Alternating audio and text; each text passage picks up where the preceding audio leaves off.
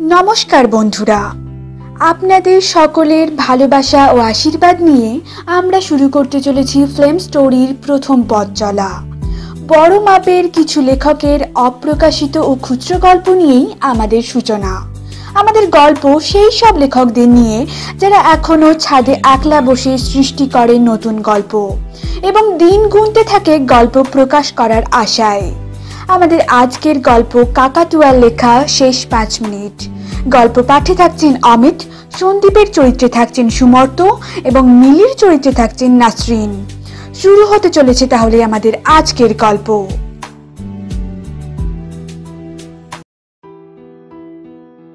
মাঝ রাস্তাতেই ফোনটা বেজে উঠল সন্দীপের। তখন সকাল 10:30 হবে। পায়ে হেঁটে ব্যাংকে যাচ্ছিল সন্দীপ। সে একটা সরকারি ব্যাংকে চাকরি করে। 3 মাস হলো এই চাকরিটা পেয়েছে, আর সেটাও আবার কলকাতার মতো জায়গায়। তাই চাকরি পেয়ে সঙ্গে সঙ্গে এখনো স্থায়ীভাবে বসবাস শুরু করেনি। ব্যাংক থেকে একটু দূরেই সে একটা মেস ভাড়া করে থাকে। পকেট থেকে ফোনটা বের করে দেখে এটা আননোন নাম্বার। ব্যাংকে যাবার তাড়াহুড়োতে ফোনটা ধরে শুধু হ্যালো বলেই সে ফোনটা কানের কাছ থেকে একটু সরিয়ে নিয়ে রাস্তার বিপরীত দিকে একটা গাছের তলায় দাঁড়িয়ে আবার বলে হ্যালো। ফোনের উপর থেকে একটা মেয়ের গলা আওয়াজ ভেসে আসে। প্রথমে সন্দীপ বুঝতে পারেনি মেয়েটি কে। তারপর যখন ওর গলা চিনতে পারলো, তখন সন্দীপের চোখে মুখে এমন এক আনন্দের হাসি ফুটে উঠল যেন অনেক দিন অপেক্ষা করার পর খুব কাছের মানুষের সাথে তার সাক্ষাৎ হচ্ছে। সন্দীপ হাসতে হাসতেই বলল, মিলি। হ্যাঁ সন্দীপ। হ্যাঁ আমি সন্দীপ। তুমি কেমন আছো মিলি? অনেকদিন পর তোমার সাথে কথা বলছি। ভেবেছিলাম তুমি হয়তো ভুলে গিয়েছো আমাকে। না না, ভুলবো কেন? আসলে আমার মোবাইলটা হারিয়ে যায়, তাই সকলের ফোন নাম্বার নেই আমার কাছে। এটা আমার নতুন ফোন নাম্বার। যাই হোক, তুমি কেমন আছো? আমি আছি একরকম। একটা চাকরি পেয়েছি ব্যাংকে। আচ্ছা, তোমার পড়াশোনা মানে গানের কি হলো? কোন গান? তুমি যে গান নিয়ে পড়বে বলেছিলে। ও, সেটা আর হলো কই? আমার তো তোমার সাথে এতদিন কথা হয়নি, নিজেকে সত্যি খুব একা একা মনে হচ্ছিল। তা কেন হবে? আমি না থাকলে কি তুমি একেবারে একা হয়ে যাবে নাকি? তুমি থাকবে না কেন? তোমাকে যেটা বলার জন্য ফোন করেছিলাম সেটাই বলা হয়নি। কি? আমার বিয়ে ঠিক হয়েছে। এই কথাটা যেন মন থেকে মেনে নিতে পারেনি সন্দীপ। মিলি ছিল সন্দীপের ছোটবেলার বন্ধু। সন্দীপ যখন ক্লাস 7-এ, তখন মিলির সাথে তার প্রথম বন্ধুত্ব হয়। মিলির পুরো নাম মালিনী সেন। সবাই তাকে মিলি বলে ডাকত। কিন্তু সন্দীপের জীবনে সেই মালিনী মৌমাছির মতোই আস্তে আস্তে বাসা বাঁধতে থাকে। তবে সন্দীপ কোনোদিনও মনের কথাটা প্রকাশ করেনি। বারবার রাস্তায় মিলির সামনে দিয়ে যাওয়া আসা করেই তার ভালো লাগতো।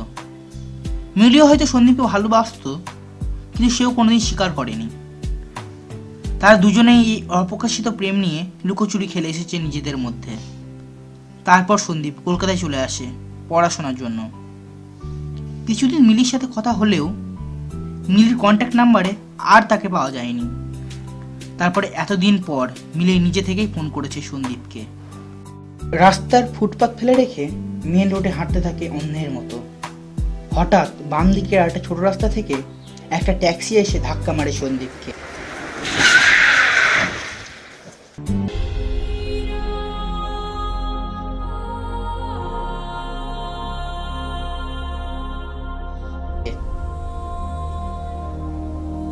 রাস্তায় পড়ে গিয়ে মাথায় চোট লাগে সন্দীপের এবং ওখানে জ্ঞান হারায় সন্দীপ।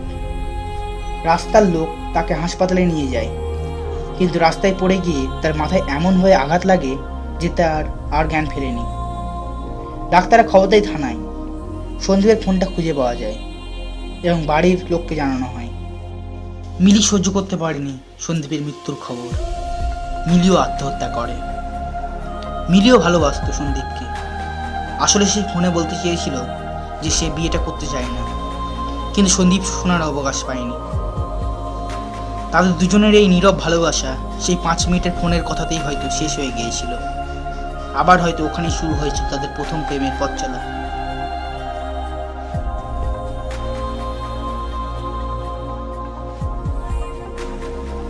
শুনছিলেন শেষ 5 মিনিট রচনায় কাকাতুয়া, গল্পের সূচনা এবং শেষ অংশে সুমনা, গল্প পাঠে অমিত, সন্দীপের চরিত্রে সুমর্ত, মালিনী তথা মিলির চরিত্রে নাসরিন, শব্দগ্রহণ এবং আবহ সঙ্গীতে পিনাকি।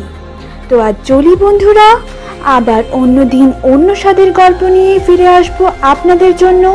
ততক্ষণ আপনারা পরস্পরকে ভালো রাখুন এবং ভালো থাকুন।